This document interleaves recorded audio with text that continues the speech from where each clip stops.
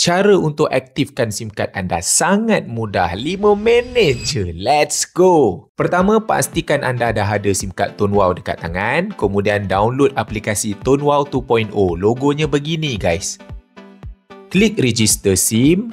Kemudian masukkan ID promoter anda dan klik validate. Pastikan namanya betul ya dan klik continue. Scan barcode yang ada dekat depan SIM card anda tu dan masukkan nombor PUK yang ada dekat belakang SIM card. Kemudian, pilih anda nak kekal nombor lama ke nak nombor baru. Kalau nombor baru, anda boleh pilih 4 digit akhir yang anda suka. Kalau kekal nombor lama, masukkan nombor anda beserta dengan nama telkonya. Next, tangkap gambar IC anda, make sure jangan ada silau dan selfie untuk sahkan identiti anda. Dan yang terakhir, masukkan email, bangsa anda dan nombor yang untuk dihubungi in case.